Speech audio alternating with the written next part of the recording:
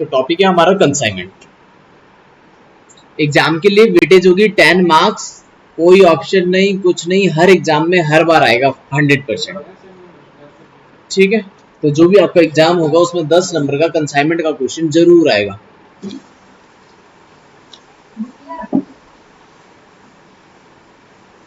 चलिए जी, यहाँ पर देखते हैं क्या होता है। शायद क्या होता है, जब हम मार्केट में गुड्स को खरीदते या बेचते हैं, सेल करते हैं या परचेज करते हैं, तो दो पार्टी इन्वॉल्व होती है जनरली किसी भी ट्रांजैक्शन के अंदर। जब कभी भी हमें गुड्स बेचने होते हैं तो कितनी पार्टी इन्वॉल्व होती है, इसमें दो पार्टी इन्वॉल्व होती है।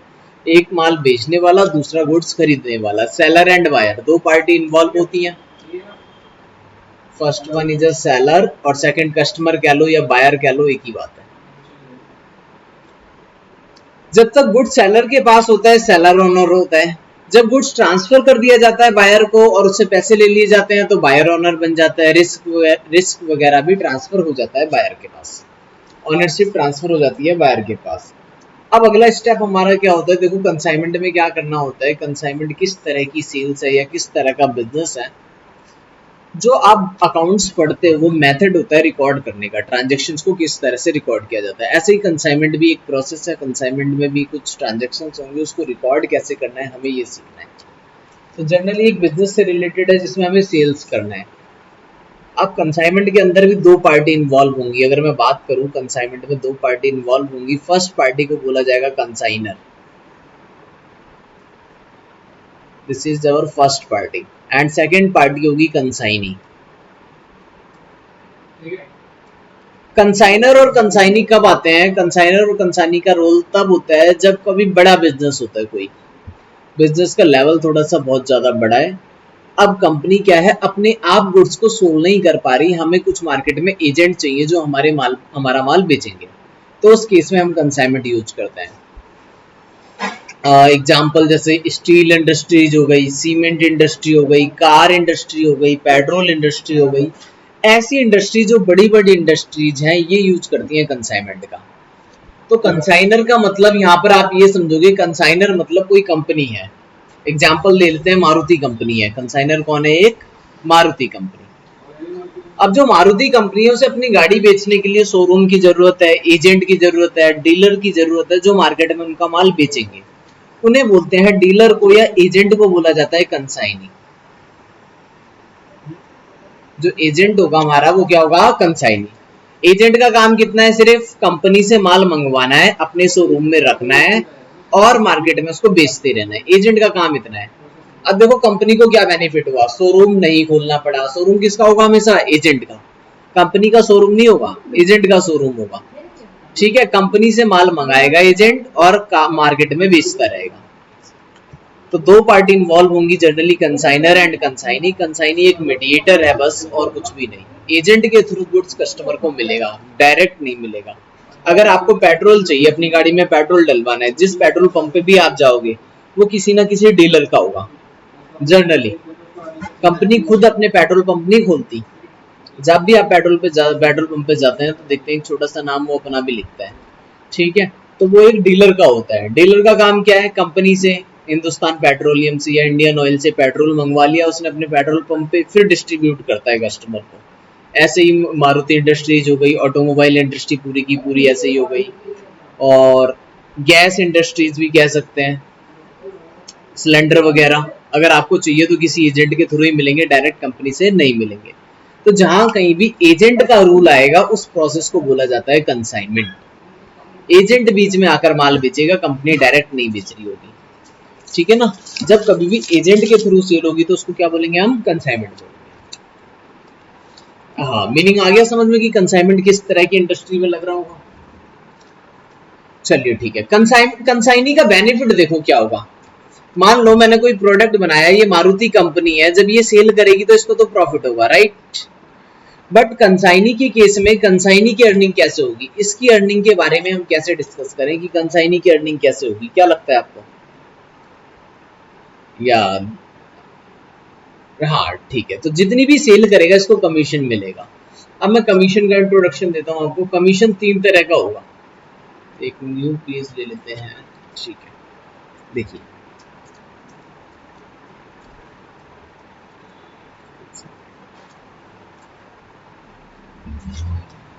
देयर आर टू पार्टी, एक का नाम लिख लेते हैं मिस्टर ए, सेकंड का लिख लेते हैं मिस्टर बी। मिस्टर ए मतलब कंसाइनर और बी मतलब consignee. He is consignor and consignee. देखो कंसाइनर का काम क्या था, कार बनाना। मान लो मारुति कंपनी है तो कार बनाने की कॉस्ट तो हाई होगी, एक तो खर्चा ये हो गया। अब कंसाइनर की कंपनी कहीं ना कहीं तो होगी, कहीं ना कहीं मतलब कि दिल्ली में, मुंबई में, कहीं पे भी होगी जहां पर हमारी मैन्युफैक्चरिंग होगी, फैक्ट्री होगी। फैक्ट्री तो हर शहर में नहीं लग सकती, लेकिन हम माल तो हर शहर में बेचेंगे। इंडिया के जितने भी सिटी होंगे हर जगह माल बेचेंगे, इंडिया से बाहर भी माल बेचेंगे। तो हमारे एजेंट यानी कि कंसाइनी तो पूरे इंडिया में कहीं पे भी हो सकता है। आप सपोज करो कंसाइनर दिल्ली में है और कंसाइनी मुंबई में है, तो दिल्ली से मुंबई गुड्स पहुंचाना भी तो पड़ेगा, ट्रांसपोर्ट करना पड़ेगा गुड्स, ट्रांसपोर्ट के थ्रू हम भेज देंगे। मिस्टर ए मिस्टर बी को क्या करेगा, ट्रांसफर कर देगा गुड्स, किसके थ्रू, ट्रक के थ्रू, बाई रोड या फिर बाई ट्रेन, जिस तरह से भी होगा। ठीक है, तो मिस्टर ए का एक तो खर्चा हुआ गुड्स बनाने का, दूसरा खर्चा हुआ फ्रेट लग गया इसका, एंड इंश्योरेंस लग गया, दिल्ली से मुंबई ट्रांसफर करने पड़े गुड्स। बी के क्या क्या खर्चे हो सकते हैं बताओ।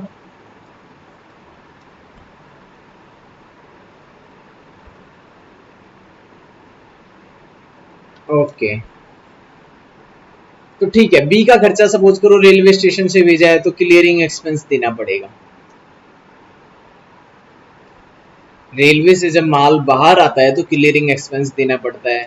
या फिर लोकल ट्रांसपोर्ट करा इसने अगर अपने शहर के अंदर मुंबई में, तो फ्रेट वगैरह लग गया।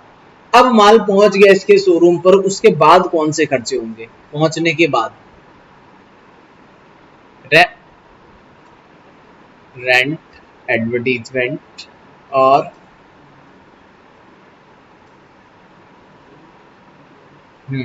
ठीक है, एम्प्लॉय वगैरह रखेगा तो उसको सैलरी देनी पड़ेगी। तो इस तरह के खर्चे ये करेगा। There are two type of expense. First one is a expense की अब बात कर रहे हैं तो एक्सपेंस दो तरह के हैं। जो पहले खर्चे कर रहे थे हम वो रिकरिंग थे, सॉरी एक minute, first one is non recurring. Non recurring वही खर्चा होगा, याद रखना, जो माल पहुंचने से पहले का होगा शोरूम से। जितना भी मैंने ब्लैक से लिखा है ये नॉन रिकरिंग है सारा का सारा, और जो ये ग्रीन से लिखा है लास्ट में ये रिकरिंग एक्सपेंस है। जो मंथली बेसिस पे लगेगा वो रिकरिंग है, जो हर महीने लगेगा, बार बार लगेगा, वो रिकरिंग है। पहले वाला खर्चा नॉन रिकरिंग है। ठीक है, हाँ जी, तो दो तरह के खर्चे होंगे। अभी मैं पीडीएफ शेयर कर दूंगा, अभी कुछ भी नोट मत करना, ठीक है, फिर बाद में नोट कर लेना सही। हाँ, साथ के साथ नोट करने की जरूरत नहीं है, बाद में अपना आराम से नोट कर लेना, सेम पीडीएफ में आपको सेंड कर दूंगा। तो ठीक है, ये नॉन रिकरिंग हो गया पहला खर्चा, सेकंड हो गया रिकरिंग एक्सपेंस। अब बात कर रहे थे हम कमीशन की। कमीशन शेयर कौन करेगा,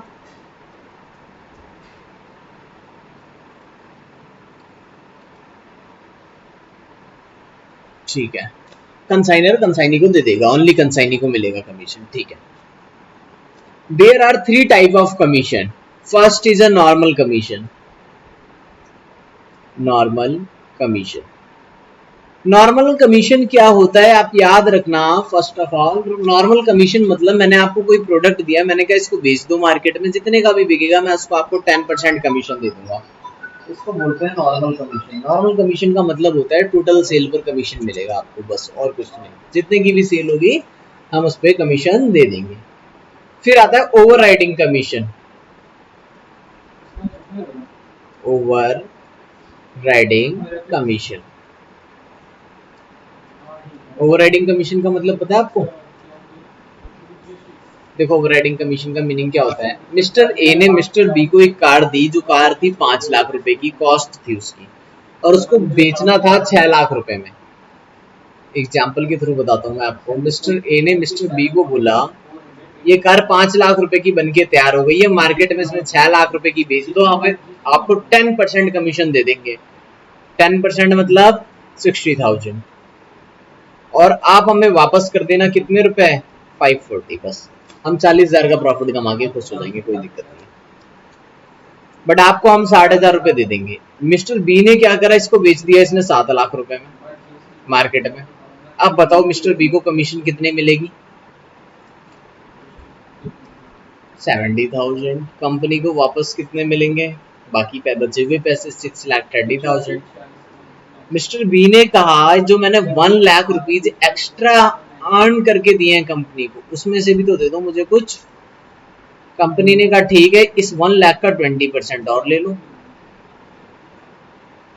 जो एक्स्ट्रा वाला पोर्शन है, जब कंपनी ने बता दिया कि 6 लाख रुपए में बेचना है आपको, और फिर भी आपने उससे ज्यादा में बेच दिया, तो वो अर्निंग बी की नहीं होगी, वो अर्निंग भी कंपनी की ही होगी। बट जो एक्स्ट्रा वाला पोर्शन निकल कर आएगा यहाँ से, उसके ऊपर कोई कमीशन मिलेगा तो उसको बोलेंगे ओवरराइडिंग कमीशन।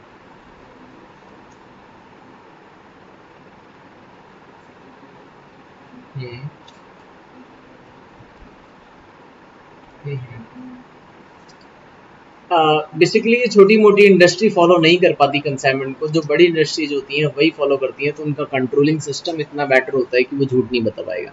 मान लो आपने एक कार परचेज करी किसी शोरूम से, कोई कार आपको 7 लाख रुपए में मिल रही है, वो शोरूम का डीलर कंपनी को ये नहीं बोल सकता कि मैंने 6,80,000 में बेची है। इम्पॉसिबल है, बताओ, इम्पॉसिबल है झूठ बोलना उस केस में। क्यों? क्योंकि बिल कितने का बनेगा, आप बिल कितने का लोगे, 7 लाख रुपए का, ठीक है। हाँ जी। तो यहाँ पर इन्होंने सेल्स में मेथड ही ऐसा पहले से बनाया होता है, कंट्रोल इतनी बेटर किया होता है कि वो कंसाइनी है, वो झूठ नहीं बोल पाएगा, ठीक है। छुपाना मुश्किल है उस केस में। इंडस्ट्री ऐसी है, स्टील इंडस्ट्री है मान लो, या फिर सीमेंट इंडस्ट्री, बहुत बड़ी बड़ी इंडस्ट्रीज हैं, इनमें मतलब यहाँ पर फ्रॉड होना मुश्किल होता है थोड़ा सा। हाँ जी, ठीक है।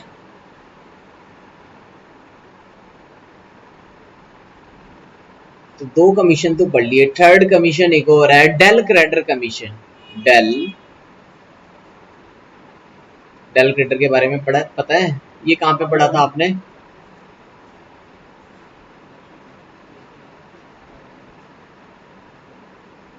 अच्छा, ये टॉपिक पढ़ा, अच्छा सुना था, चलिए कोई बात नहीं।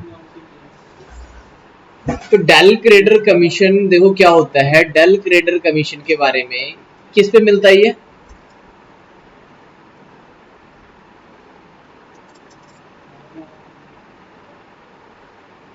बताओ? डेल क्रेडिटर कमीशन के, हाँ बोलो।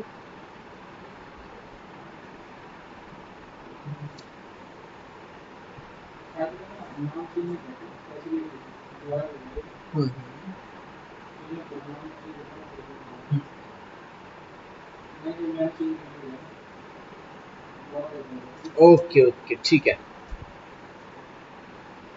ठीक है ठीक है ठीक है, बिल्कुल ठीक है, कोई दिक्कत नहीं है। There are 2 party, mister A and mister B. क्या याद रखना है, देखो बस इसमें डेल क्रेडिटर कमीशन जनरली मिलेगा आपको टोटल सेल पे। ऐसा नहीं करना कि क्रेडिट सेल्स पे देना है, देना किस पे, ओनली टोटल सेल पे। डेल क्रेडिटर कमीशन भी टोटल सेल पे देना है, नॉर्मल कमीशन भी टोटल सेल पे ही देना है। बट रीजन है डेल क्रेडिटर कमीशन का क्रेडिट सेल। अगर क्रेडिट सेल होगी तो बेड डेट होगा। अब बेड डेट का लॉस कौन बियर करेगा, प्रॉब्लम यह है। If del creditor commission is provide by the consignor, अगर डेल क्रेडिटर कमीशन प्रोवाइड कर दिया कंसाइनर ने, तो बेड डेट्स तो मिस्टर बी को बियर करने पड़ेंगे। फिर if del credere is not provided by the consignor, then bad debt also bear by the consignor. बस 2 ही केस बनते हैं इसमें। हाँ जी, बिल्कुल ठीक है, कोई दिक्कत नहीं है। यानी कि मिस्टर ए ने अगर मिस्टर बी को डेल क्रेडिटर कमीशन दे दिया, तो mister A bad debt bear नहीं करेगा। कहने का मतलब, अब एक बात याद रखना, जब भी डेल क्रेडिटर कमीशन क्वेश्चन के अंदर मेंशन हो, तो आप बेड डेट की एंट्री मत करना, बस खत्म बात। और बेड डेट की एंट्री तभी करनी है जब डेल क्रेडिटर कमीशन ना हो।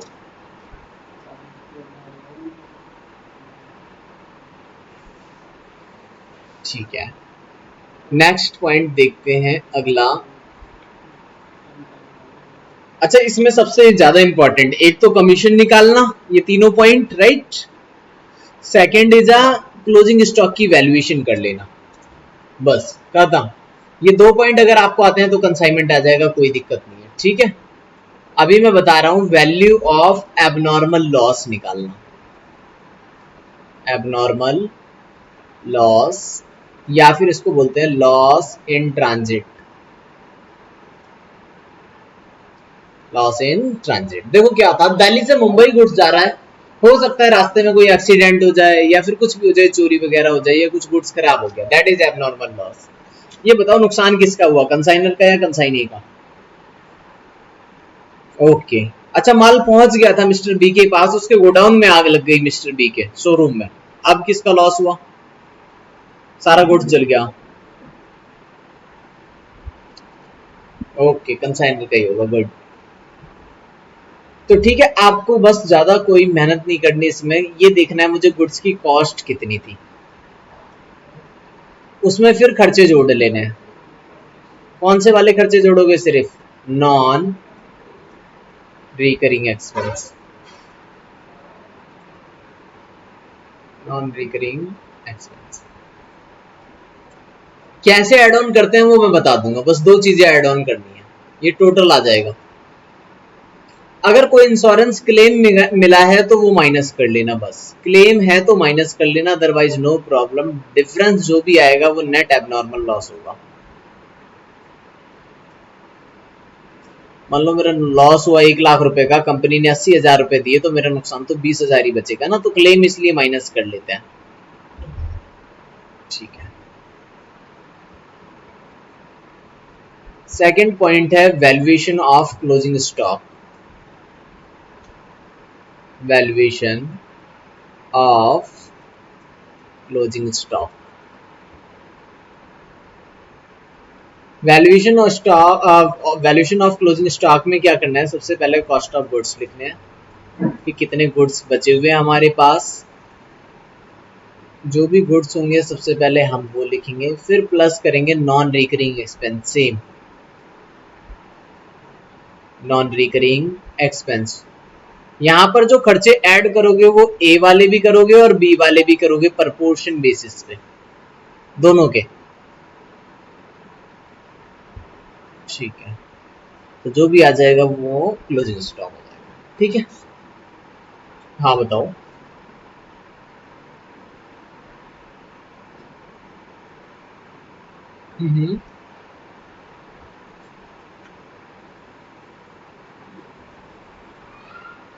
वो देखो बेसिकली ये हमारे वैसे तो सिलेबस का पार्ट नहीं है, रियलिटी में क्या होगा, वो गुड्स अपने पास ही रखेगा, इन रियल में अपने पास ही रखेगा, नेक्स्ट नेक्स्ट सेल्स में काउंट कर लेगा, जब अगली बार माल बिकेगा ना तो ओपनिंग स्टॉक हो जाएगा, अगले महीने का वो ओपनिंग स्टॉक हो जाएगा या नेक्स्ट ईयर का ओपनिंग स्टॉक हो जाएगा, जो इस साल का क्लोजिंग होता है वो अगले साल का क्या बन जाता है, ओपनिंग बन जाता है। हाँ बस इतना सही, रियलिटी में हमारे सिलेबस में नहीं है वो, रियलिटी में ऐसा होगा बट हाँ हमारे सिलेबस में नहीं है कि बाद में क्या होगा उसका। ठीक है, हाँ जी, या फिर अगर कंसाइनर ने मतलब कंसाइनी ने झूठ बोल दिया कि रेट नहीं बताया, वो सारी चीजें हमारे सिलेबस में है ही नहीं। हमारे पास तो सिंपल सा क्वेश्चन आता है, बस उसको प्रेजेंट करना आना चाहिए।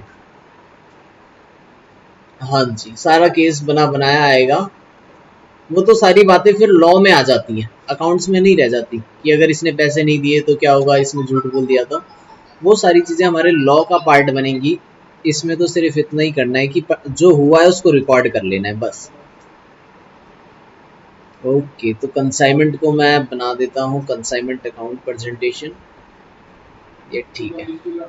देखो जब भी आप कंसाइनमेंट अकाउंट बनाएंगे, नेचर क्या होना चाहिए इसका, रियल या nominal? Okay nominal, good. Debit and credit, first entry आप करेंगे to goods sent, goods sent on consignment account लिखते हैं, यहाँ पर गुड्स सेंट लिख दो। अब देखो जो ए का खर्चा हो रहा है अपने खर्चे को लिखना है टू कैश, अपने खर्चे की एंट्री करनी है टू कैश, सामने वाले के खर्चे की एंट्री करनी है टू बी, बी का खर्चा क्या क्या हो सकता था, फ्रेट वो भी लिख दो, रेंट है तो वो भी लिख दो, सैलरी वगैरह है, जितने भी खर्चे हैं बी के वो सारे लिख दो। इसी में बेड डेट्स को भी लिखना है आपको, हाँ बैड डेट्स, लेकिन तब लिखना है जब यहाँ पर फिर आप लिखोगे बी का कमीशन, कमीशन अलग लिख देना बस। कमीशन में कौन सा वाला, नॉर्मल वाला भी, ओवर राइडिंग वाली और डेल ग्रेडर कमीशन भी, तीनों कमीशन ऐड ऑन करके यहाँ पे डाल देंगे। अगर डेल ग्रेडर कमीशन है तो बेड डेट नहीं आएगा, और डेल ग्रेडर कमीशन नहीं है तो बेड डेट आ जाएगा यहाँ पर बस। हाँ, हाँ बोलो।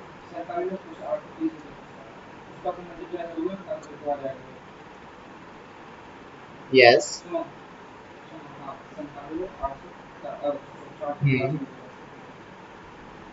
नहीं ऐसा कुछ नहीं है।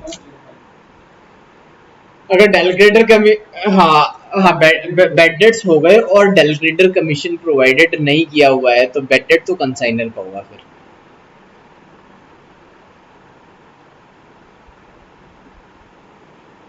क्या चीज, फिर तो उनके पॉलिसी पे डिपेंड करेगा, फिर उनके एग्रीमेंट्स पे, वो तो रियल लाइफ का पार्ट हो गया। हमारे क्वेश्चंस में ऐसा कुछ नहीं होगा। हमारा क्वेश्चन कैसा होगा मैं बताता हूँ आपको, या तो डेल ग्रेडर कमीशन गिवन होगा या तो नहीं होगा, दो ही केस बन सकते हैं। अगर डेल ग्रेडर कमीशन गिवन है तो बेड डेट की एंट्री मत करो, और del credere commission not given तो बेड डेट की एंट्री कर दो, बस खत्म।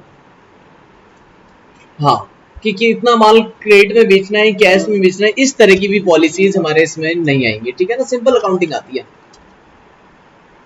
हाँ वो सारा पार्ट तो लॉ का, फिर इनके टर्म्स एंड कंडीशन का पार्ट बन गया। अच्छा सबसे पहले आप यहाँ पे डालेंगे बाई एबनॉर्मल लॉस और इंश्योरेंस क्लेम। देखो सारे खर्चे डेबिट में है लेकिन ये वाला खर्चा क्रेडिट में है, रीजन पता है क्यों?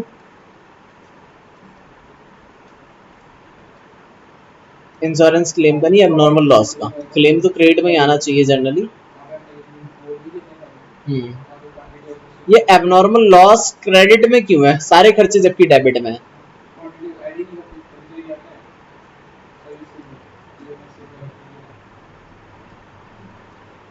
देखो बेसिकली ये कंसाइनमेंट का खर्चा ही नहीं है। सपोज करो मैंने 10 कार भेजी और एक कार रास्ते में खराब हो गई, तो यहाँ पर डेबिट में जो गुड सेंट है वो 9 कार का ही मुझे लिखना चाहिए। हाँ जो डेबिट साइड में गुड सेंट लिखा हुआ है ये हम टोटल लिख देते हैं, और जो हमने खर्चा किया इसके ऊपर वो भी कितनी कार पे किया होगा, 10 पे। मान लो 10 कार मैंने दिल्ली से मुंबई ट्रांसफर करी, तो जो 10 क्वांटिटी जा रही है उसके ऊपर खर्चा भी हुआ है, और रास्ते में एक कार खराब हो गई तो कार कितनी पहुंचेगी कंसाइनी के पास, 9। हाँ तो हाँ, अब 9 कारों की एंट्री ही करनी चाहिए थी मुझे कंसाइनमेंट में, लेकिन ऐसा नहीं हो सकता, 9 कार की एंट्री नहीं हो सकती, 10 की होगी तो एक कार की एंट्री इधर डाल देंगे, वो अपने आप 9 में कन्वर्ट हो जाएगी, खत्म। यस, गुड सेंट को रिड्यूस करने के लिए हम कहां पे डालते हैं उसको, क्रेडिट साइड। हाँ क्योंकि वो खर्चा कंसाइनमेंट का नहीं है, वो कंसाइनर का अलग एक्सपेंस है, वो कंसाइनर के पीएनएल में आएगा।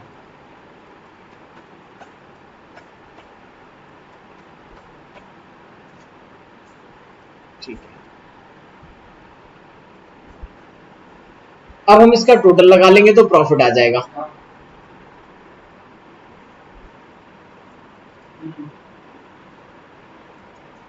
और कुछ भी इसमें डालने की जरूरत नहीं है, डिफरेंस जो भी आएगा वो क्या हो जाएगा, हमारा प्रॉफिट हो जाएगा। अच्छा एक बात और, लोड नहीं बताया मैंने आपको अभी, इसके ऊपर निकलता है लोड,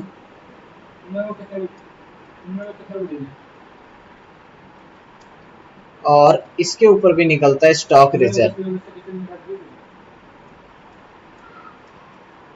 अभी समझा देता हूँ मैं ये, हालांकि ये क्वेश्चन आएगा जब भी बेटर समझ में आएगा, जब क्वेश्चन करेंगे न्यूमेरिकल्स। थोड़ा सा मैं इंट्रो बता देता हूँ लोड क्या होता है। देखो क्या हुआ, एक्चुअल में कंसाइनर जब कंपनी गुड्स देती है किसको, कंसाइनी को, ए ने गुड्स ट्रांसफर करे बी को, एक्चुअल को कार को बनाने में खर्चा आया था 80,000 रुपए मान लो,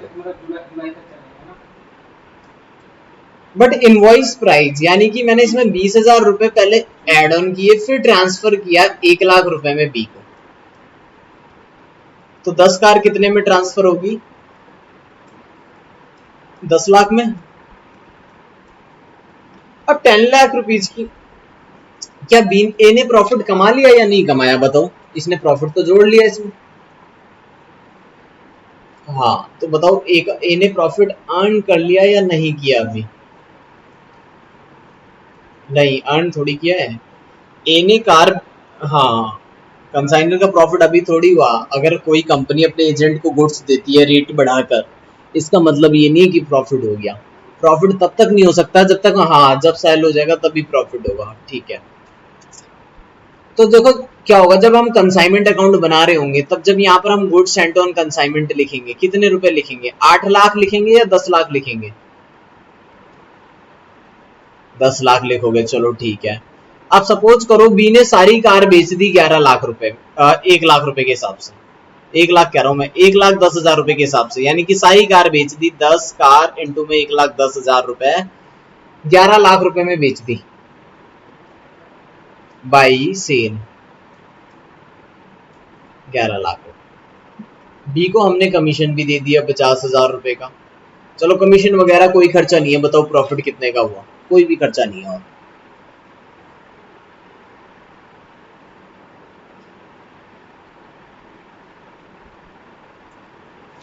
अच्छा, पहले ही जोड़ रखे थे, यानी अल्टीमेटली जो कार 8 लाख रुपए की थी वो कितने रुपए में बिकी मार्केट में?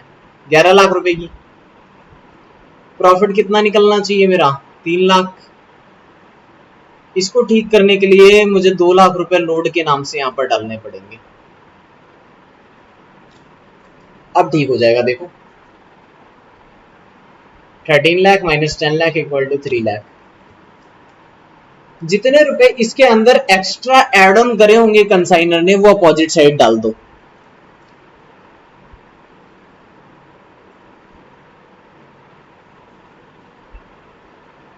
हाँ, तो कंसाइनी को बताने की जरूरत ही नहीं है, ये अकाउंट कंसाइनर ही बनाएगा, कंसाइनी नहीं बनाएगा।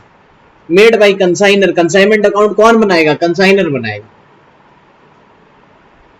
हाँ, तो वो तो उसको बताने की जरूरत ही नहीं पड़ेगी कभी। लेकिन हम खुद से थोड़ी झूठ बोलेंगे, तो इसलिए यहाँ पर ये 2 लाख रुपए डाल देगा। ठीक है, तो ये था लोड का पंगा। ऐसे ही क्लोजिंग स्टॉक में भी होता है, क्लोजिंग स्टॉक वाले को स्टॉक रिजर्व लिखते हैं, होता लोड ही है वो।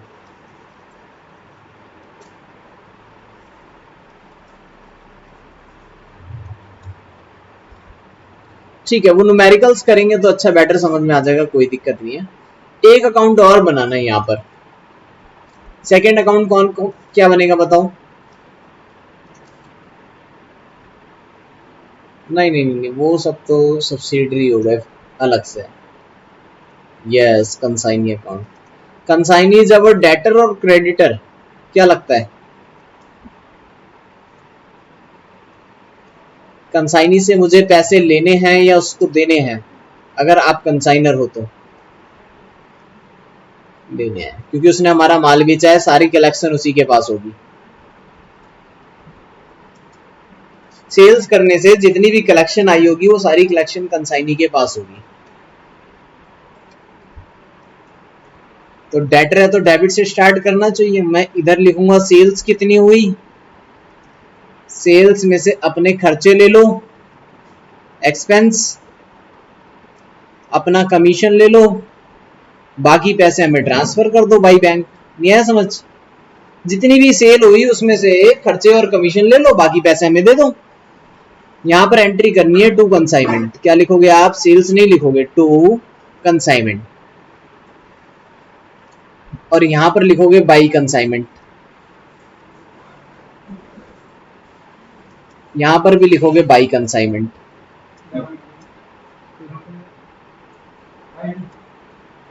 ठीक है, बाकी पैसे बाई बैंक।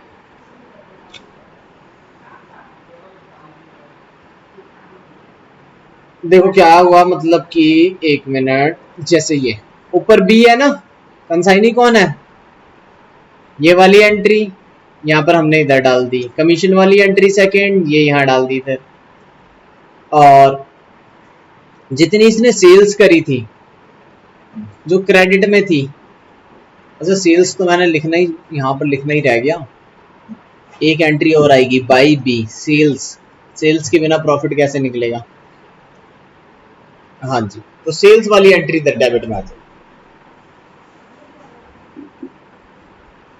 हाँ जी, तो इस तरह से इसको कैलकुलेट कर देना। ठीक है, अभी मैं एग्जांपल के थ्रू समझा देता हूँ इसको पूरा क्वेश्चंस लेके।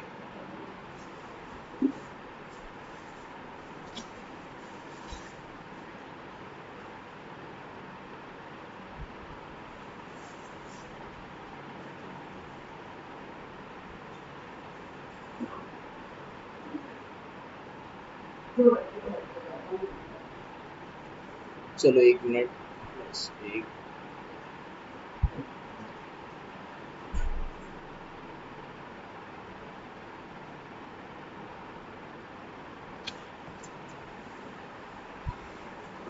देखो, सबसे पहले थोड़ा सा थ्योरी देखते हैं, देन मैं आपको एग्जांपल समझा दूंगा, questions numericals.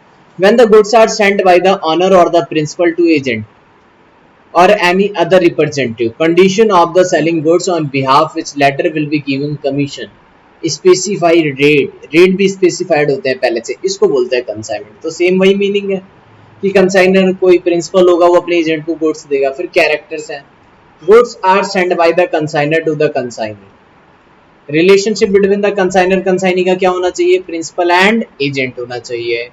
Consignment is not a sale of goods, देखो सेल ऑफ गुड्स नहीं है, कंसाइनमेंट का मतलब सिर्फ इतना है, कंसाइनर ने कंसाइनी को गुड्स ट्रांसफर कर दिया, सेल कौन करेगा, कंसाइनी करेगा। हाँ जी, consignee act as per the instruction of the consignor, consignee को इंस्ट्रक्शन कौन देगा, कंसाइनर देगा।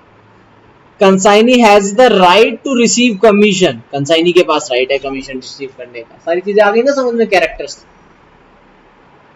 हाँ तो सिंपल सा, राइट किसका होगा, ऑनर, राइटफुल ऑनर कौन होगा, हमेशा कंसाइनर रहेगा।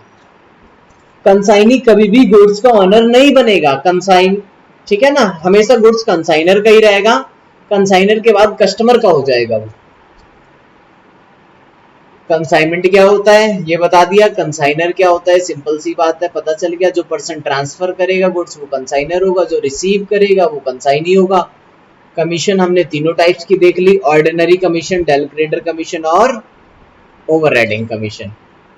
हाँ, ऑर्डिनरी, डेल एंड ओवरराइडिंग, ठीक है। अच्छा, एक वर्ड ये लिखा है invoice, proforma invoice. When the goods are sent to the consignee a proforma invoice, मतलब कि एक बिल होता है, बिल पे बिल ट्रांसफर जो किया जाएगा उसको बोलते हैं परफॉर्मा इनवॉइस, जिसमें क्या क्या लिखा होगा, it contain particular regard name of goods, number of quantity, weight, measurements जो भी हैं, ये सारी बातें किसमें लिखी होंगी, परफॉर्मा इनवॉइस के अंदर। कभी कभी एडवांस भी दे देता है कंसाइनी कंसाइनर को माल बेचने से पहले ही, कोई बात नहीं, उसका ट्रीटमेंट कैसे करना है वो मैं आपको क्वेश्चन में बता दूंगा। फिर ये सारी चीजें दे रखी है, डिफरेंस क्या होता है कंसाइनमेंट और सेल में,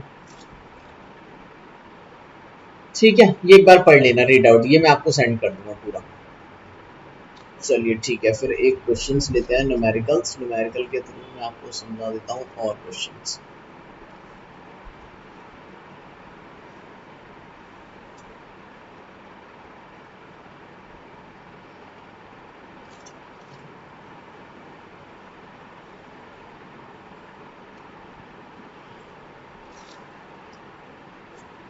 चलिए जी देखो, क्वेश्चन नंबर 3 मैं आपको कराने जा रहा हूँ, ये पीडीएफ मैं आपको सेंड कर दूंगा ये वाली भी। तो Rani consign 1000 radio sets costing ₹900 each, Wani को उसने अपने एजेंट को ट्रांसफर किया।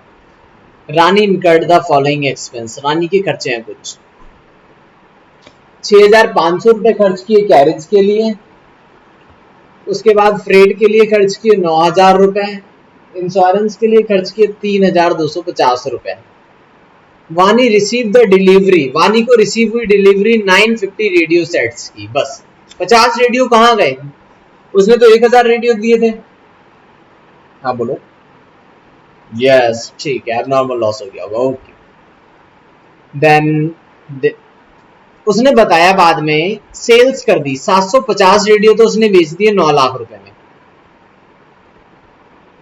बाकी Wani expense were ₹3000 for carriage and 7500 for custom duty, दो खर्चे दे रखे हैं। She is also entitle commission, कमीशन कितना देना है? 6% देना है सेल्स के ऊपर, कमीशन देना है इनको 6% on total sales. Rani could get only 35,000 from insurance company. Insurance company से कितने मिले इनको? 35,000 for the lost radio sets. ठीक है, आपको प्रिपेयर करना है consignment account and Vani account in Rani books. Rani मतलब कंसाइनर की बुक्स बनानी है आपको। देखो कैसे बनाएंगे। चलिए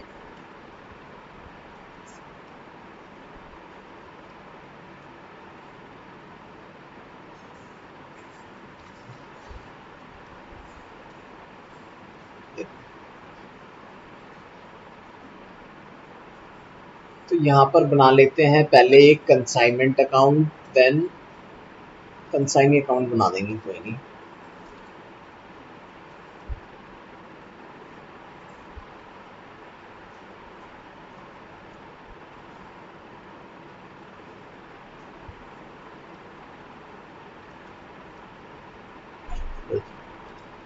बताओ गुड्स सेंट ऑन कंसाइनमेंट कितने रुपए लिखो?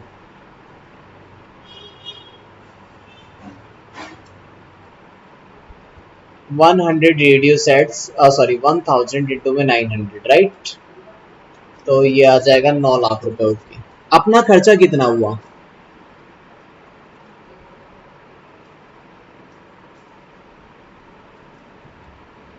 एक बार लिखना है आपको टू कैश, टोटल करके डाल देना है, ठीक है। और कैलकुलेटर पे ही करना सारा काम। 6500 प्लस 9000 प्लस 3250, टोटल हो गया 18,750। आ गया ना समझ में? ये टोटल डाल दिया मैंने एक बार में, बता ऐसे ही डालना है।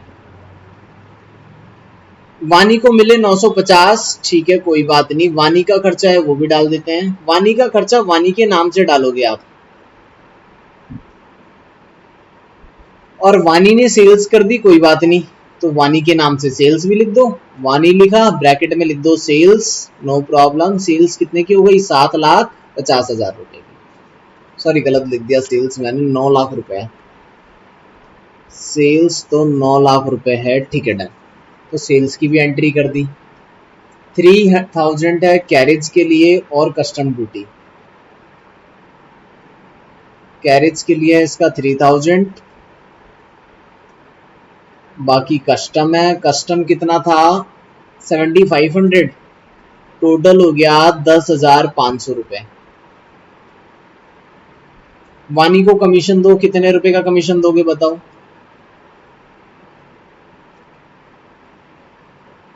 1000, तो 6% कमीशन आ गया 54,000, नो प्रॉब्लम कमीशन। अगला स्टेप क्या बनता है? एबनॉर्मल लॉस कैलकुलेट करना है, वर्किंग नोट में कर लेते हैं।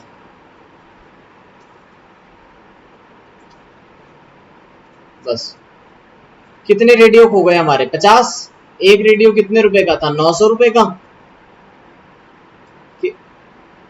खर्चा कितना हुआ था बताओ हमारा वाला?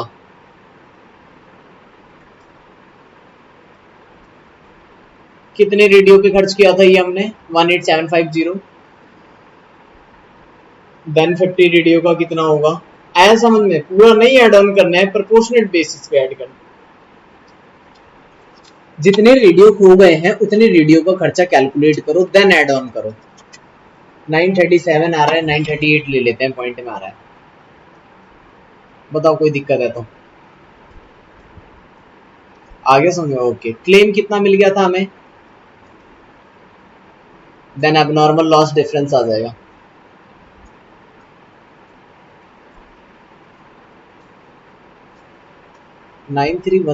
हाँ 10938। ओके, तो एंट्री डाल देते हैं बाई एबनॉर्मल लॉस 10,938।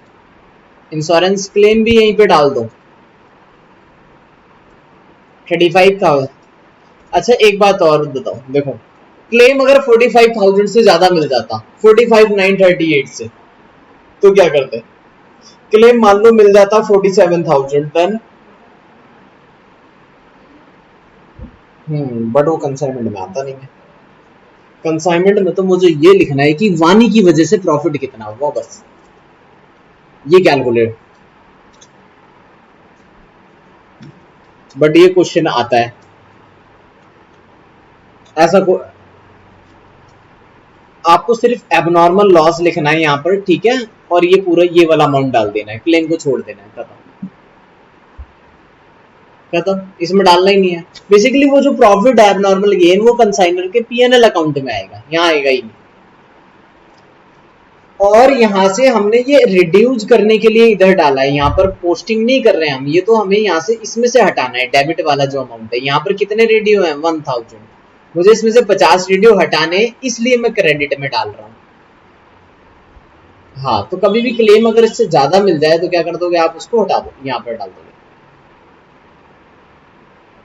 चलो ये पानी हो गया, नॉर्मल लॉस भी हो गया। अब क्लोजिंग स्टॉक, कितने रेडियो बच गए होंगे, 1000 रेडियो थे, 50 खराब हो गए, 950 पहुंचे, 950 में से 750 बेच दिए।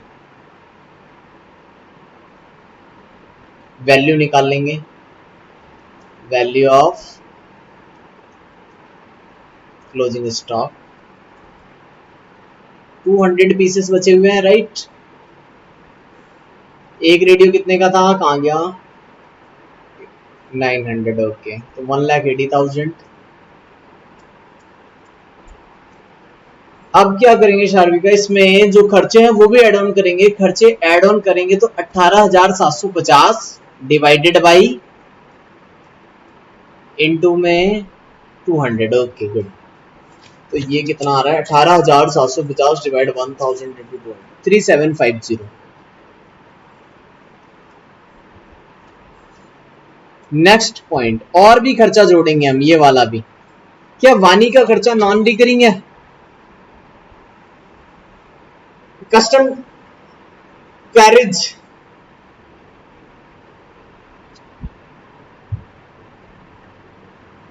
तो दोनों ही नॉन रिकरिंग है। कस्टम ड्यूटी भी माल पहुंचने से पहले ही लगती है,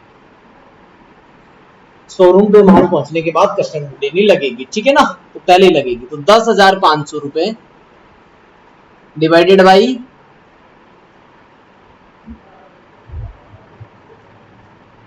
ओके, यही वाली गलती मत करना बस, बस बाकी सब ठीक हो जाएगा। यहाँ पर अगर 1000 कर दिया तो सारा काम खराब हो जाएगा। इनटू में 200, 2210 रुपए आ रहा है।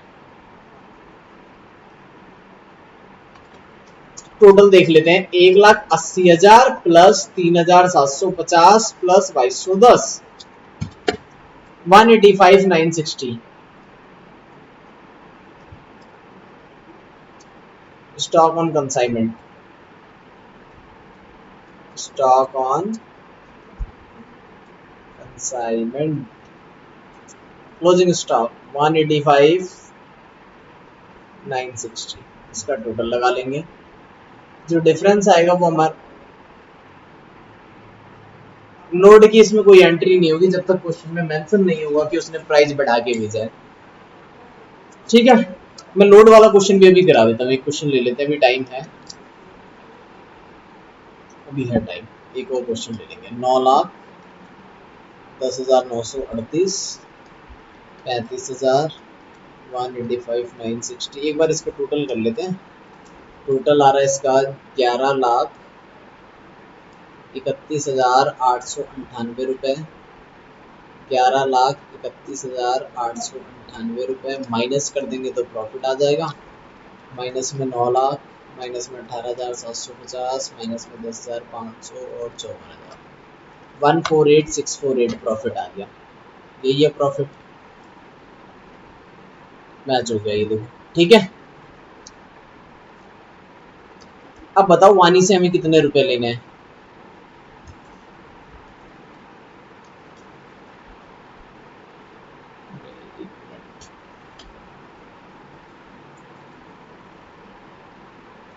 वानी तो पहले तो अपने सेल्स के पैसे देखेंगी, कंसाइनमेंट, मैंने कहा सेल कितना हुआ, उसने बताया सेल हुई भाई 9 लाख रुपए की, उसमें से अपने खर्चे रख लेगी।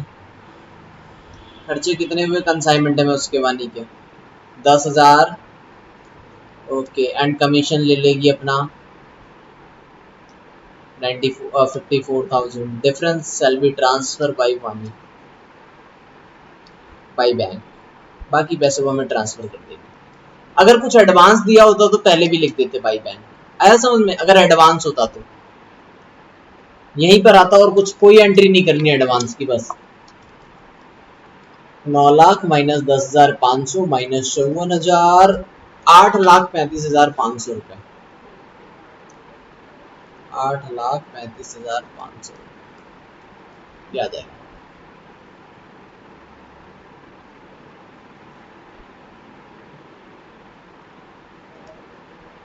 ठीक है, तो ये तो हो गया डन। ठीक है,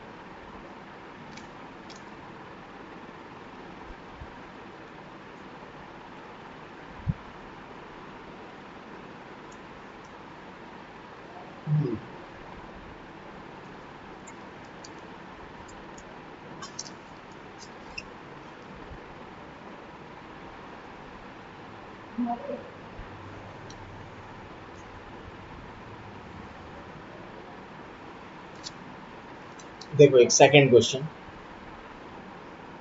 Abhinav of Agra sent 1,000 machine to Purab to be sold on consignment basis. The cost of each machine 400 but invoice price कितना? इसका मतलब अब लोड वाला क्वेश्चन आ गया ये। हाँ, जब तक इनवॉइस प्राइस नहीं बोलेगा ना तो लोड वाला नहीं होगा, या फिर कुछ ना कुछ हिंट देगा कि एड ऑन करा हुआ है।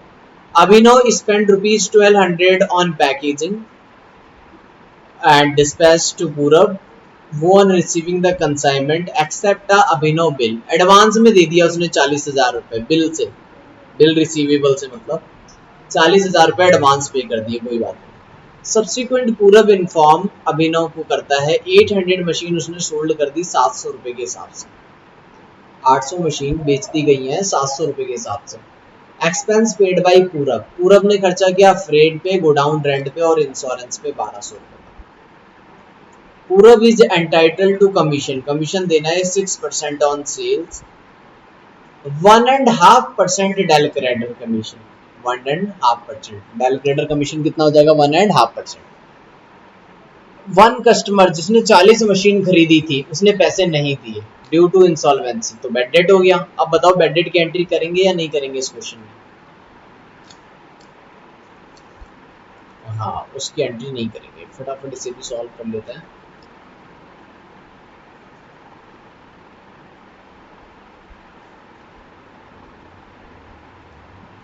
ठीक है, क्वेश्चन में थोड़ी बहुत जो प्रॉब्लम्स आएगी ना वो लैंग्वेज की आएगी क्वेश्चन में, बस कंसेप्ट तो मैंने आपको बता दिया पूरा।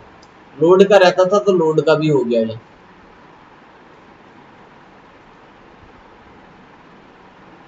बताओ कंसाइनमेंट अकाउंट में गुड्स एंड ऑन कंसाइनमेंट कितना आ जाएगा?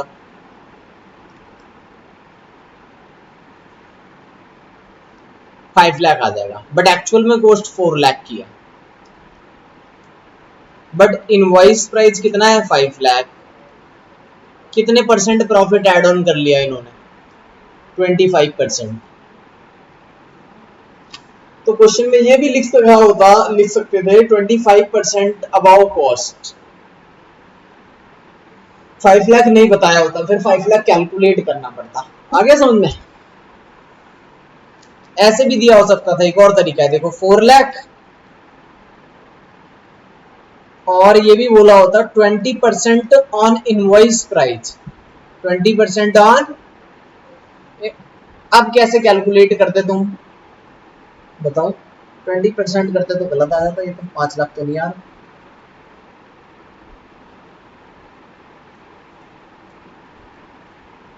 डिवाइडेड बाई 80, नहीं आया समझ?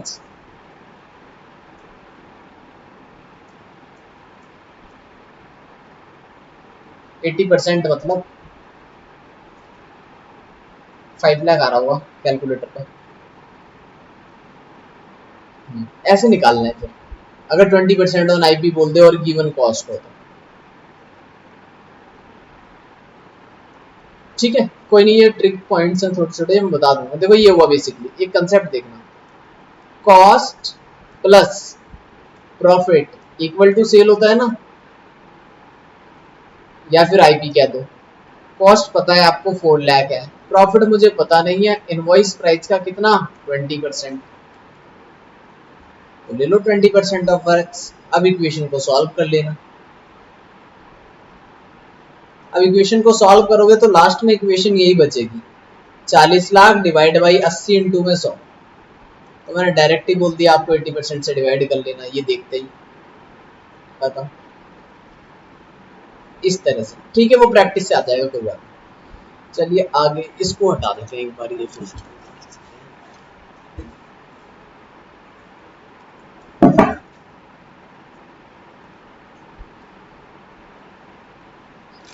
चलो जी, गुड्स सेंट ऑन कंसाइनमेंट लिखते हैं, कितना 5 लाख। लोड कितना होगा बताओ। ओके, लोड 1 लाख का जो एक्स्ट्रा है। अपना खर्चा कितना हुआ था 1200 रुपए, बस एक ही था शायद, ये रहा।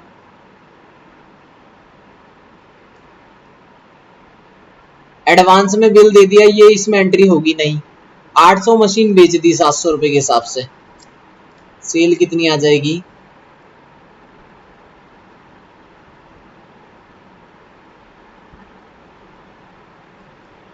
560,000। ओके, अभिनव का खर्चा कितना आ जाएगा, एक्सपेंस। हाँ, ओ सॉरी सॉरी सॉरी, पूरब लिखना था इधर, एक मिनट। पूरब है, बिल्कुल ठीक बात है, पूरब आ जाएगा 5,60,000। अपने ही अकाउंट में अपना नाम नहीं आ सकता ना, ठीक है। पूरब यहाँ पर खर्चा हो जाएगा पूरब का, देखो 1600 रुपए फ्रेट, 2000 रुपए और 1200 रुपए, टोटल हो गया ये 1600 प्लस 2000, ओके 4800, ठीक है। कमीशन भी दे देते हैं पूरब को, पहले 1% कमीशन दे दो। 5,60,000 की 1% था ना, नहीं 6% है, सॉरी 6%, 33,600। सेकंड कमीशन कितना है 1.5%, 1.5%। 5,60,000 का 1.5%, 8,400 रुपए।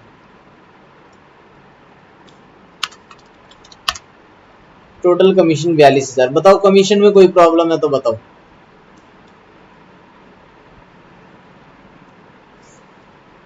हाँ जी, बिल्कुल बिल्कुल, डेल ग्रेडर कमीशन में कुछ भी सोचने की जरूरत नहीं है, टोटल सेल पे ही निकालना है। क्रेडिट जब क्वेश्चन में मेंशन होगी क्रेडिट सेल पे निकालो, तभी ऐसा करना, वरना मत करना।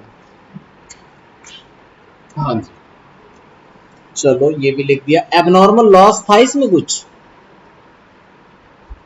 नहीं था ना, एबनॉर्मल लॉस तो नहीं था। बेड डेट था, बेड डेट की एंट्री हमें करनी नहीं है, क्लोजिंग स्टॉक की एंट्री कर देते हैं फिर।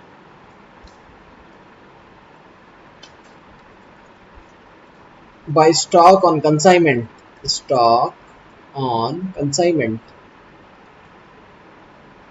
इसका जो क्लोजिंग स्टॉक का लोड होगा उसको लिखेंगे हम स्टॉक रिजर्व। तो stock reserve means unearned profit, जो हमने कमाया नहीं हो। तो क्लोजिंग स्टॉक में 1000 मशीन थी टोटल, 1000 में से कितनी बेच दी इसने 800 मशीन सोल्ड कर दी, तो 200 मशीन बची हुई है। एक मशीन आपकी कितने रुपए की है 500 रुपए की। अच्छा, अगर आपने इसको कॉस्ट पे वैल्यू कर लिया 400 पे, फिर मत निकालना स्टॉक रिजर्व। अगर आप इनवॉइस प्राइस पे वैल्यू करोगे तो इसको निकालना पड़ेगा। नहीं आया समझ में क्या बताया मैंने, आ गया, हाँ फिर तो रिजर्व होगा ही नहीं, ठीक है।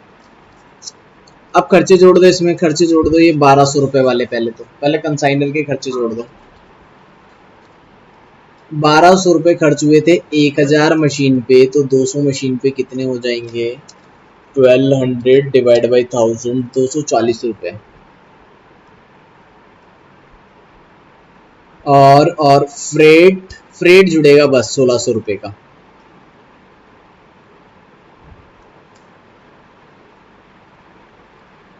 ठीक है ना। हाँ ये कंसाइनर वाला खर्चा, ये कंसाइनर। देखो फ्रेट तो नॉन रिकरिंग है, लेकिन रेंट और इंश्योरेंस रिकरिंग है, ये नहीं ऐड होगा। 1 लाख में 240 रुपए ये कंसाइनर वाले और 320 रुपए ये कंसाइनी वाले, 1,560,000 का। बताओ यहां तक कोई समस्या है तो। लोड कितना लिखूं इसमें रिजर्व?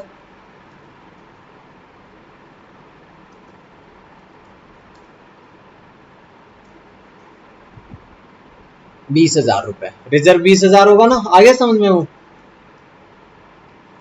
ठीक है, टोटल कर लेंगे, प्रॉफिट आ जाएगा। डिफरेंस जो भी होगा वो हमारा प्रॉफिट आ जाएगा। ठीक है, टोटल कर लेते हैं। 1 लाख प्लस 560, एक minute, 1 lakh plus 560 plus 1 lakh 560, 7,60,560, 7,60,560। Difference आ गया हमारा नेट प्रॉफिट, माइनस 5,12,48,00, 42,000 और 20,000, 192,560।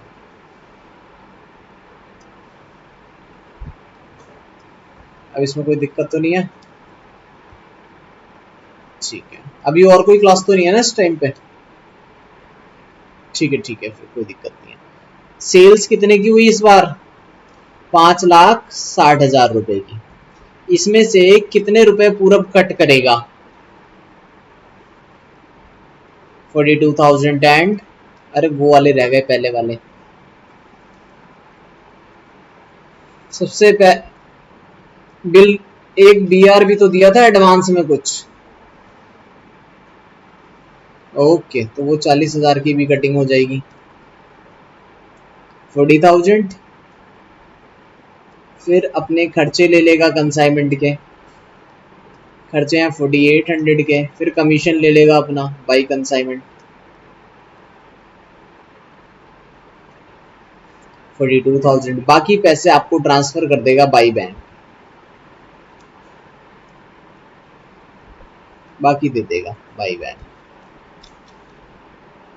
5,60,000, 5,60,000 माइनस कर लेंगे।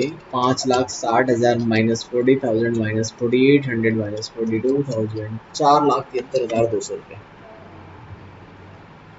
ठीक है।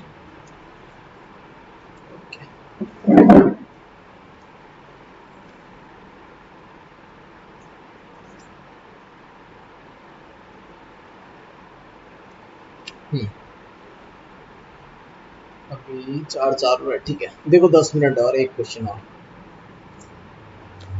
हाँ जी, लास्ट क्वेश्चन एक और कर लेते हैं। तो एक्स ऑफ कोलकाता सेंड 15 जनवरी 2000 से कंसाइनमेंट 500 बाईसाइकिल्स ट्रांसफर कर रहा है 1000 वाली। Expense 7,000 met by the consignor. Y of Mumbai expense करता है 15,000 for clearance and selling expense 100 rupees पर बाईसाइकिल। देखो इस क्वेश्चन में लिखा है 100 रुपए पर बाईसाइकिल, 100 रुपए पर बाईसाइकिल। हाँ, बेसिकली जितनी भी साइकिल है 1,000 साइकिल पे 100 रुपए खर्च होंगे, यानी 1 लाख रुपए खर्च हो जाएंगे हमारे एडवर्टाइजमेंट में, सेलिंग एक्सपेंस का मतलब। ऐसा ही एक और क्वेश्चन था हमारे पास, एक मिनट मैं वो भी दिखा दूं साथ के साथ।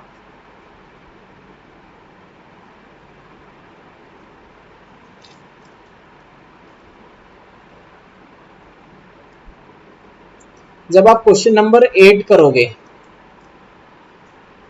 इसमें सेलिंग एक्सपेंस दिया है 240 रुपए पर साड़ी। बेसिकली यहाँ पर, हाँ पर साड़ी, यहाँ पर एक वर्ड और आना चाहिए था, सोल्ड। जितनी साड़ी बेची जाएंगी उतने ही पीस पे सेलिंग एक्सपेंस लगाना है, बाकी पे नहीं लगाना। बट फर्स्ट वाले क्वेश्चन में ऐसा नहीं है। फर्स्ट वाले क्वेश्चन में टोटल साइकिल पे ही लगाना है। बाकी सभी क्वेश्चन, अगर कहीं पे भी ऐसा क्वेश्चन आएगा जिसमें सेलिंग एक्सपेंस पर पीस के हिसाब से दे रखा होगा, तो जितने यूनिट बिकेंगे ना उतने ही यूनिट पे आप सेलिंग एक्सपेंस लगाना हमेशा। हाँ, तो मेरे नोट्स में एक ये पहला वाला क्वेश्चन ऐसा है जिसके अंदर क्या है, टोटल साइकिल पे लगाना है, बाकी सब में पर साइकिल, जितनी साइकिल सेल होगी ना उतने पे ही सेलिंग एक्सपेंस लगेगा, अनसोल्ड वाले पे नहीं लगेगा। देखो वाई, हाँ वाई ने सोल्ड करी 300 साइकिल्स 1600 रुपए के हिसाब से।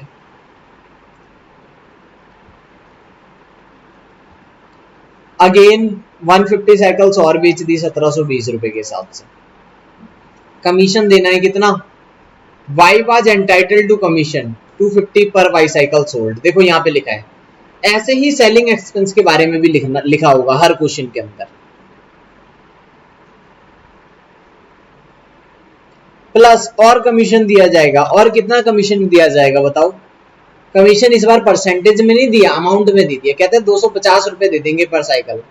1/4 किसका, 1/4 of the amount by which, किसका 1/4, ये रहा, ग्रॉस सेल्स में से लेस भी करना है कुछ, ग्रॉस सेल्स में से लेस करना है टोटल कमीशन, फिर 1/4 करना है।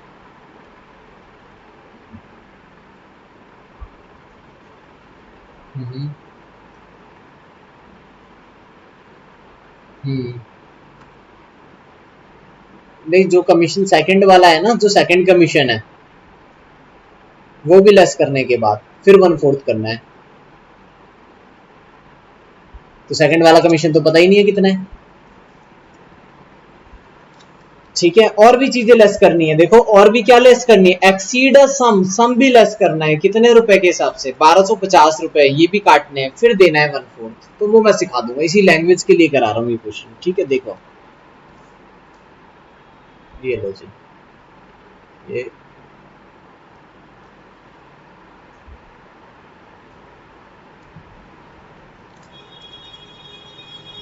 ये हमारा फर्स्ट क्वेश्चन,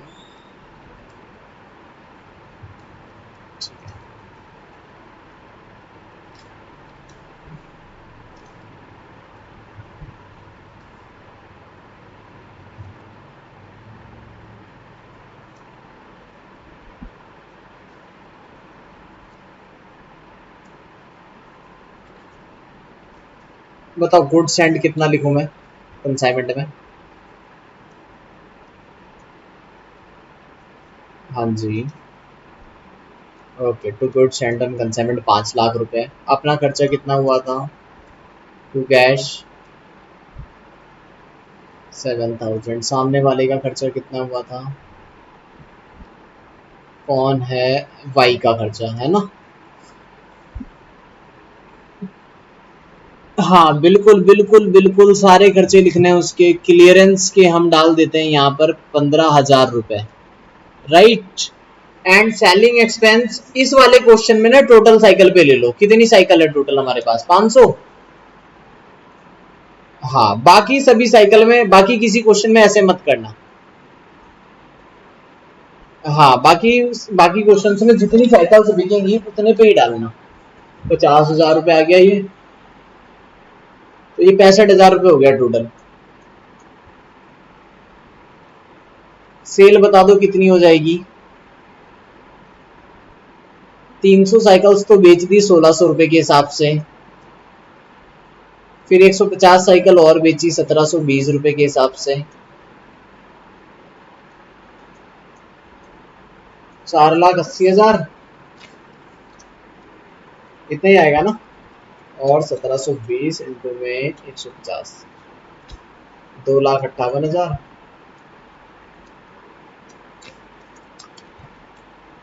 7,38,000।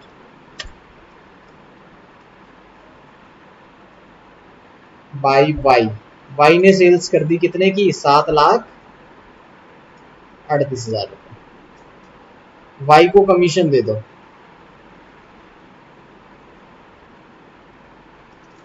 फर्स्ट कमीशन कितना, ओके, कमीशन नंबर फर्स्ट 250 पर साइकिल सोल्ड होगी उतने पे ही देंगे हम, सिंपल सी बात है, लॉजिक ही नहीं है ना, ठीक है। 250 इंटू पे 450, 1,12,500 रुपए। ये आ गया पहले वाला कमीशन समझ में। 1,12,500 रुपए। सेकंड कमीशन अभी निकालना मैं बता देता हूँ। 1,12,500 रुपए सेकंड कमीशन अभी कैलकुलेट करते हैं, बस 2 मिनट। क्लोजिंग स्टॉक निकाल दें फिर करते हैं एक बार। क्लोजिंग स्टॉक कितना बच गया होगा? 450 साइकिल, हाँ 50 साइकिल्स बच गई होगी। ओके, एक साइकिल कितने की थी? 1,000 की, तो 50,000 रुपए अपने खर्चे जोड़ दो। 7,000 रुपए आपने खर्च करे थे 1,000 साइकिल पे, सॉरी 500 साइकिल पे ना। 50 साइकिल पे कितना हो जाएगा? 700, एक जीरो कम हो जाएगी। और क्लियरेंस भी जोड़ना पड़ेगा, क्लियरेंस वाला खर्चा 15,000 रुपए। क्लियरेंस भी ऐड करना पड़ेगा। 15,000 रुपए खर्च हुए थे 500 साइकिल पे, तो 50 साइकिल पे कितना? 1,500 रुपए। तो 50,000 प्लस 700 रुपए प्लस 1,500 रुपए, टोटल हो गया 52,200 रुपए by stock on consignment. By stock on consignment 52,200 रुपए। बताओ कोई इसमें प्रॉब्लम हो तो? क्लोजिंग स्टॉक में आ गया ना समझ में? ठीक है, अभी निकाल देते हैं प्रॉफिट। पहले सेकंड वाला कमीशन निकाल लें बस। देखो अब सेकंड कमीशन के लिए क्या लिखा हुआ था उसको रीड करते हैं और सॉल्व कर लेंगे।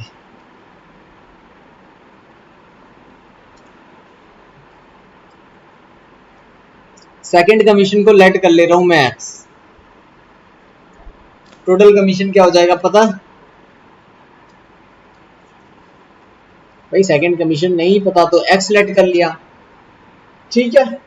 हाँ, तो टोटल कमीशन क्या हो जाएगा? 1,12,500 plus X. Okay, second commission calculate करने जा रहे हैं। X equal to 1/4। किसका 1/4 बताओ? ग्रॉस सेल्स कितने की? 7 लाख। लेस करना है टोटल कमीशन, लेस कर दो।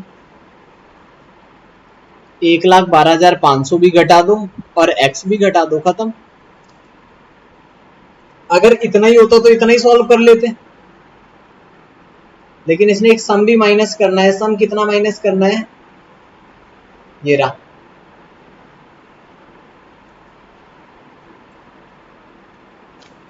तो 1,250 रुपए और लेस करने, यानी कि ओवर राइटिंग कमीशन है ये। यह समझ, अगर 1,250 रुपए से ऊपर में साइकिल बेचोगे तो हम 1/4 कमीशन और दे देंगे। मीनिंग तो यही निकल के आता है। तो कितनी साइकिल बेची इसने टोटल? बस खत्म। इस इक्वेशन को सॉल्व कर दो। इधर आ गया 4x, इधर आ गया 7,38,000 माइनस 1,12,500 माइनस का x, और माइनस में कितना आ जाएगा? 1,250 इंटू में 450। x की वैल्यू कितनी आएगी चेक करना पड़ेगा। इधर आ गया 5x, 7,38,000 माइनस 1,12,500 माइनस 5,62,500, 63। ठीक है, और x की वैल्यू आ गई 63,000 डिवाइडेड बाई 5,660। सेम ऐसे ही वो 6 या 7th क्वेश्चन है, उसमें भी ऐसे ही करना है। 12,600 रुपये प्लस 1,12,500 रुपये, टोटल हो गया 1,25,100 रुपये। बताओ अब आ गया ना समझ में? थोड़ा सा ये इसका टफ क्वेश्चन था बट कोई नहीं, और इसको कर देते हैं वापस ठीक। प्रॉफिट कैलकुलेट कर लेते हैं अपना, बस खत्म हो गया क्वेश्चन। टोटलिंग करेंगे तो क्रेडिट में आ रहा है 7,38,000 प्लस 5,22,000, 12,60,000 हो गया ये। 12,60,000 माइनस 5 लाख माइनस 7,000 रुपये माइनस 65,000 रुपये और 1,25,100 रुपये। प्रॉफिट आ गया 5,62,900 रुपये। अच्छा 1 मिनट, गलत हो गया, ये टोटल गलत है ना? हाँ हाँ ठीक है ठीक है ठीक है, 1 मिनट दोबारा टोटल कर देते हैं इसका। 738 और 52,200 है, ये गलत ले लिया था मैंने। 7,38,000, हाँ ओके। 7,90,200, 7,90,200 माइनस में 5,00,000, 7,000, 65,000, 125, 100, 93,100 आ गया प्रॉफिट।